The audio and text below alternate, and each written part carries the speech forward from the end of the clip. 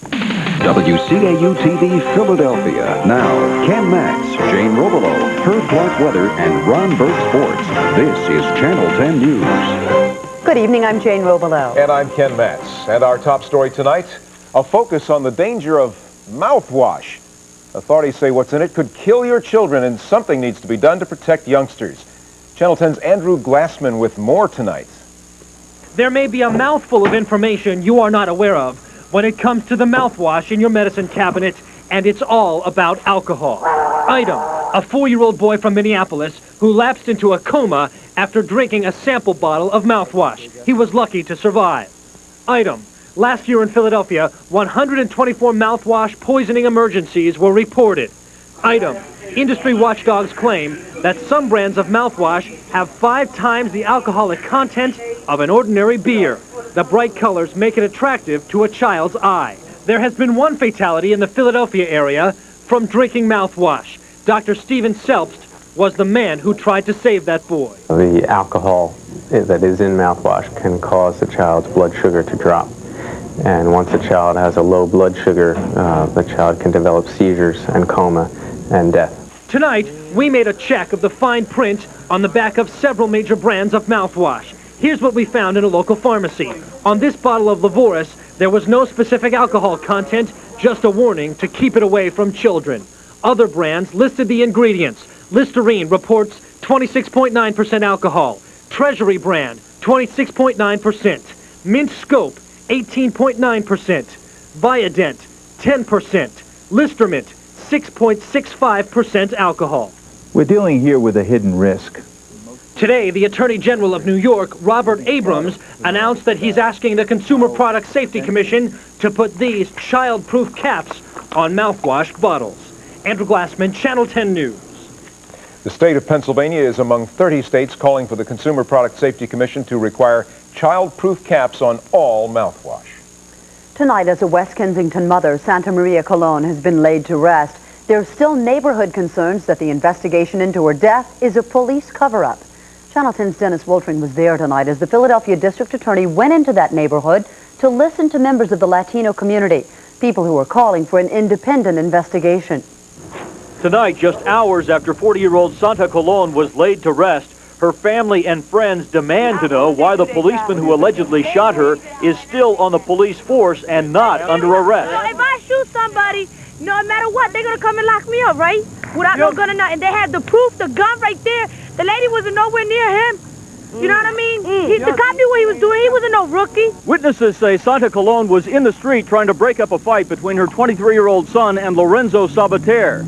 One moment, Sabater was allegedly pulling a gun. The next, police were on the scene opening fire, shooting and critically wounding Sabater and killing Santa Colon. He broke the law. With the cop who fired the gun off the street but still on the payroll, people here are calling the police investigation a cover-up.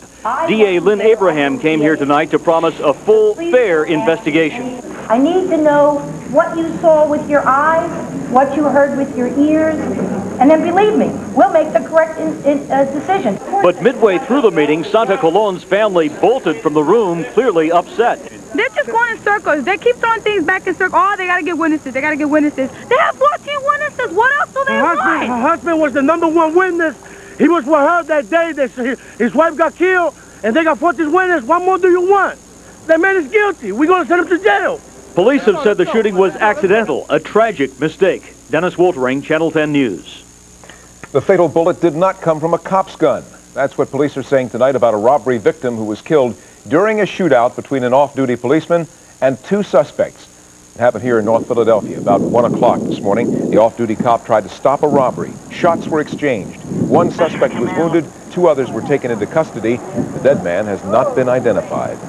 Funeral services for Kristen Huggins, the Bucks County artist who was murdered in a brutal carjacking. This was the scene in Morrisville as family and friends gathered to pay their last respects. Mixed in with the tears and the grief, anger over how Kristen died. She was victimized, and I feel all these people were victimized, so yeah, and just a lot of anger and confusion. I hope that justice is served. 2 suspects are in custody. Kristen was just 22 years old. And tonight, funeral services are set for this young woman, 17-year-old Shelley Turner. Her body was found here in Fairmount Park over the weekend. Police say that she was shot several times. Shelley's funeral will be held at Mount Carmel Baptist Church in West Philadelphia next Saturday. So far, no one has been charged with her murder. A $5,000 reward offered tonight for robbers who repeatedly stabbed a South Jersey gas station attendant. Police in Delran were looking for clues in the overnight robbery and murder at this Route 130 Amoco station. Police say 39-year-old Michael Eck, the father of two from Delanco, was stabbed more than 20 times. The people he knew say the quiet attendant was always reading. He has books out here in between pumping gas, and right over there he used to have a Bible open. Police are looking for two suspects in a tan-colored compact car. Despite pleas by his attorney, tonight bail remains at $150,000 for Temple University student James Lockhart, the suspect in a drunk driving accident that killed one person and injured 8 others. This was the scene at Philadelphia City Hall as Lockhart walked to court wearing a neck brace. His attorney argues that Lockhart's bail should be lowered to $50,000. We would like Mr. Lockhart to be able to be back at home with his family and friends, getting the proper medical treatment and participating in his defense. Some victims were seriously injured in this terrible wreck that happened 10 days ago in Northern Liberties. They're outraged at Lockhart's bail request. What that tells me is they're not fully conscious of all the grief that they've caused the people that have been injured.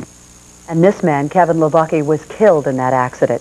In Camden, former Eagles owner Leonard Toews was back in court where he's suing the Sands Casino. Toews claims that he was allowed to gamble while he was visibly drunk, which is illegal. Toews lost millions of dollars. Today, the casino put its first witness on the stand. A casino employee said that Toews always acted like a gentleman. In Los Angeles, the start of the second Rodney King police brutality trial is now just hours away. The defendants, 4 white police officers, were in court today as a judge denied several motions for a mistrial. And here's something that wasn't used in the first trial, an enhanced version of the tape of the Rodney King beating. Prosecutors say it proves the officers intentionally used excessive force. Another beating caught on videotape, this one in Fountain Hill, Arkansas. A father and son had a relative videotape a burglar entering their home with a baseball bat. The father and son then took the burglar's bat and used it to beat him, breaking his leg and elbow. And listen to this, they even urged the robber to leave fingerprints on their safe. Get your fingerprints on there, boy. Get you some money out of there. Get it out of there. Well, the Stanleys gave the tape to police, but police thought the father and son went too far. The burglar was charged for breaking into their home. The Stanleys were charged with battery. President Bill Clinton and British Prime Minister John Major tonight teaming up to work on some world trouble spots. The two world leaders had a working dinner following their news conference this afternoon. They agreed on continuing to force Iraq to adhere to UN resolutions, and President Clinton said that he is close to ordering U.S. airdrops to help starving Bosnians in the former Yugoslavia. That A, there is a need in some of the remote areas, and B, we can do this with quite an effective but safe mission. Experts say that cargo planes would drop pallets on parachutes at night from a high altitude, that to avoid Serbian fire. Around the world tonight, violence in Somalia aimed at foreigners helping feed the starving people there.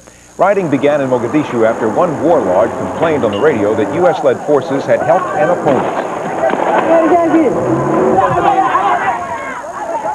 At least 5 Somalis were killed and 17 others were wounded, including 2 U.S. Marines. The violence could delay plans for an international peacekeeping force to take over for the 17,000 U.S. troops. And in Jerusalem, Secretary of State Warren Christopher ends an unsuccessful week of meetings to revive the Middle East peace talks. The big stumbling block, Israel's refusal to immediately take back 400 deported Palestinians. Back home, health care reform is a hot topic in Washington tonight. Congress is raising questions about how drug companies make their profits. There are concerns that many elderly people can't afford drugs that they need to live. And First Lady Hillary Clinton is taking her health care crusade on the road. This session at a pharmacy in Boston. A lot of people are too embarrassed to tell you, oh no, I can't afford this prescription. And they don't often tell their doctors either. Mrs. Clinton's task force on health care is said to be considering ways to make drugs more affordable. On tonight's Health Watch, drugs are not the answer for killer tuberculosis, and apparently we don't know what the answer is. TB, once almost eradicated in the U.S., is coming back with a vengeance. A new study says 44% of patients with a drug-resistant strain cannot be cured with existing drugs, and many will die.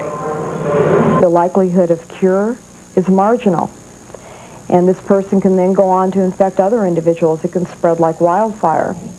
Basic TB is almost always curable if treated quickly, but patients who don't take their medicine as directed often develop the drug-resistant TB.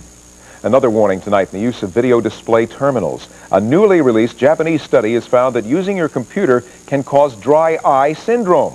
The reason? We don't blink enough while staring at the computer screen. This causes our tears to evaporate and our eyes to dry out. And still ahead tonight, Michael Jackson receives a legendary award at tonight's Grammys. Luann Kahn was backstage at the Grammys tonight and she'll have a live report from Los Angeles.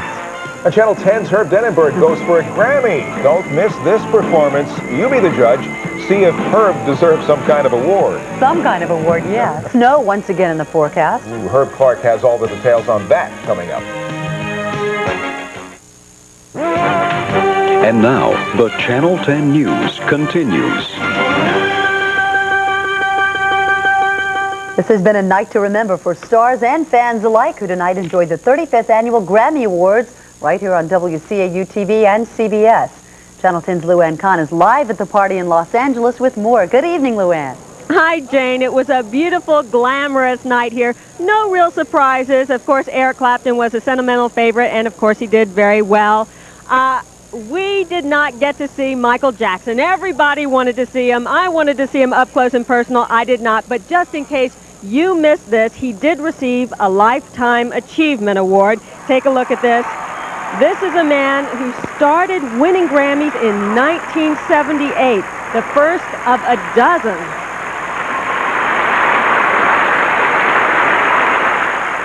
We waited all night for Michael, hoping he'd talk to us backstage. No luck, no show.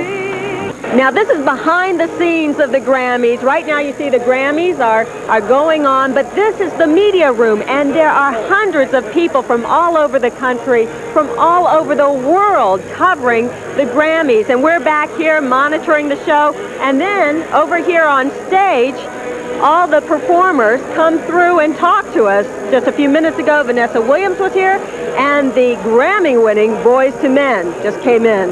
We're just happy for what we received, and we're going to take this one home.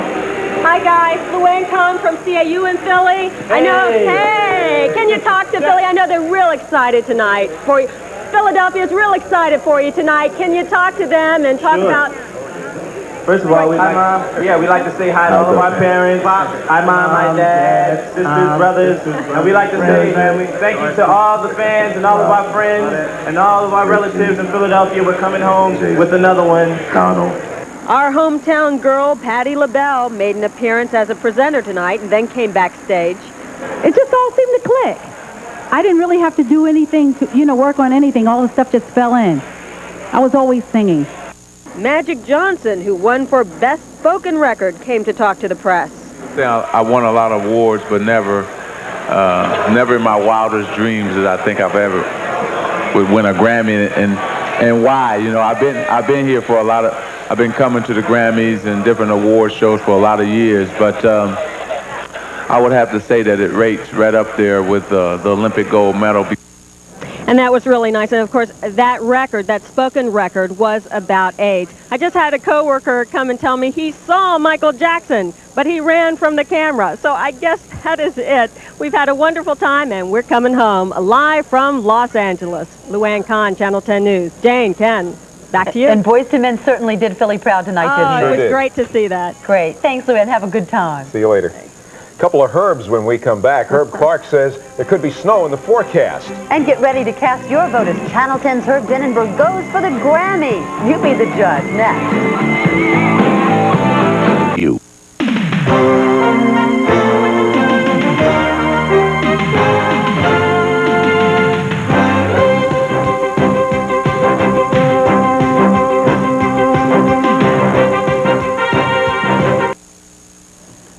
Have you ever dreamed of winning a Grammy? Well, Channel 10's Herb Denenberg has. So tonight he enters a performance of his own.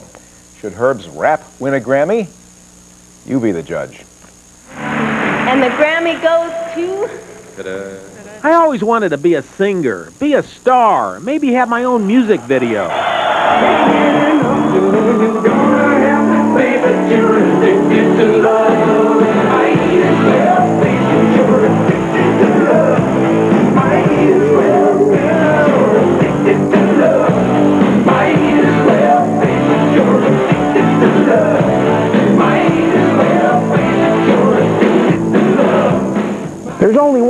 problem.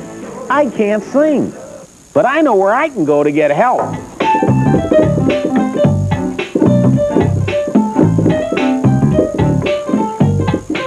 Hey, Bill, how you doing? Hey, how you doing, Herb? Listen, you're a music producer, and I need your help. I want to sing, and I want to sound good. Can you help me? Well, yeah, I can make just about anybody sound good. Even me? Even you. Let's give it a whirl. You got it. What do you know? Old Man River's my favorite. Old Man River. Let's see. Okay. Old Man River, that old man river. What are you laughing at, Bill? But soon we were hard at work. Old Man River. Old Man River, that old man There you go. Then, using a computer keyboard, Bill Jolly filtered and tuned my voice, putting it in the right key and matching it to the music. Rolling along. Oh, this is really bad. Oh, this is bad. But it's going to be good. Then he even added a backup singer. Rolling along. All right, Herb. Now this is what I have for you. Now take a listen. I tried to do the best I could. Let's hear it. Here we go. Old Man River, that old man river, he must know something, but don't say nothing. He just keeps rolling, he keeps on rolling along. Go Herbie, go Herbie, go Herb! My name is Herb, and I'm here to say I am superb when I'm enhanced this way. I still can't sing, but that you can't see, because I've been saved by Bill Jolly. He just keeps rolling, he keeps on rolling along. You're the greatest. Ladies and gentlemen, Herbie D, new recording star. Next Grammy winner. That's right. That's a homer, buddy. Herb Dennenberg, Channel 10 News. I think he just wanted to meet Bill Jolly. It just proves there's only so much you can do with sophisticated electronics. Yeah, that Grammy goes in the dump, Herb. Sorry. Golly. We'll turn our attentions on a real winner here. Keep looking, Herb. You'll find something one of these days that you can do. 21 degrees, that's the low for the day. That goes 1 point under the low we started with this morning, made it only to 28 degrees. And the breeze, happily, has dropped off. It's easier to take, but it's still bitterly cold. Nothing much happening in our part of the world. We're watching this, and we're talking snow for late tomorrow night, early on Friday, and throughout the day on Friday. It looks light now, but the track of the storm won't be really decided until tomorrow, and we'll figure which way it's going, up to the west or down to the south and up on us. It's still up in the air, truly. High pressure tomorrow, sunny skies and sunshine, 30 degrees. The high will continue to give us mostly a fair day through the day tomorrow. Our forecast for tonight says we're going to be clear, very cold, less wind. All those things are very obvious now. Suburbs, you're going down to about 8 above, 15 in Center City or thereabouts, somewhere in that range. So bitter cold, one of the coldest of the winter. We're in the coldest stretch we've had in a good long while, and it's staying around. Sunny and cold tomorrow, 30 degrees. I'm not sure it's going to make it to 30. Stays cold tomorrow night with snow moving in here. Clouds tomorrow night, then snow on Friday. We'll just have to wait and see. Tomorrow, we should have a better peg on that one. Clears out again on Saturday, Sunday, Monday, and by Monday, warming up to about 40 degrees, but very cold. Normal high for the day, thought you'd like to know, should be 44. You're getting cheated. Wow. Well, 40 looks toasty. Yeah, it sure does. Thanks, sir. Coming up next, Ron Burke's going to sing about sports. Ron Burke has basketball sports for us tonight. Ken, we're going to start off with the Sixers, who hosted Atlanta in what turned out to be a record night, not for the Sixers, for the Hawks. Early on, this was a jam session. Stacey Augmon made it 10 to Atlanta. The Spoon led the Sixers with 20 points. Kevin Willis, not to be outdone, threw one down as well. The Sixers' Ron Anderson missed his 7th straight game, 7th straight now with a heel injury. Jeff Hornacek's second quarter basket here got Philly within 6, but the Hawks hit a team record 13 three-pointers, breaks the previous record of 9. The Sixers lose for the 4th consecutive time, and the Hawks just rained threes. Dominique had 26. Final 132-107. Now, the Sixers need help in the worst way right now, and time is running out with the NBA's trading deadline being 8 o'clock tomorrow night. But according to GM Jim Lynam, it's unlikely the Sixers will acquire the rights to former Ohio State guard Jimmy Jackson, who had refused to play for the Dallas Mavericks. We had some conversation with the Mavericks. I'm probably going back a month, really, other than casual talk, nothing since. So no, we're not in the Jimmy Jackson hunt.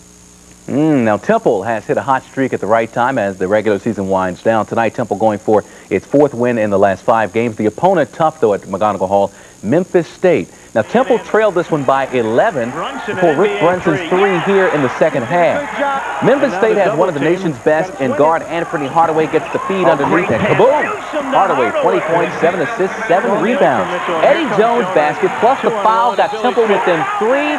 Then the Owls went on a 13-2 run to take the lead for good. Aaron McKee finished with 16. Temple wins 65-58, improving its record to 13-10. Finally, the Flyers were in Hartford. That means they went against former coach Paul Holmgren, and Kevin Deneen scored his 10th goal in 11 games. He is hot, and the Flyers took a 1-0 lead. Patrick Poulin passes to Murray Craven, the former Flyer, for a 2-1 Hartford lead. The Flyers then tied it at 2 on Josef Baranik's goal. Eric Lindros added 2 goals, and the Flyers would go on to win 5-2 at Hartford. There's Lindros, but before this one was over, the goalies decided to mix it up just a little bit. But the Flyers got the win, if not in this fight, in the game, which of course is more important than what we're watching right there. Almost didn't recognize Paul Holmgren with hair now. Did he have hair? No, but he used to wear it like really short. Real close, yeah. Yeah, okay. That's going to do it for us for tonight. For Jane, Herb, Ron, the entire Channel 10 News team, I'm Ken Matz. And we're not singing it. Thank you for watching Channel 10 News. Good night.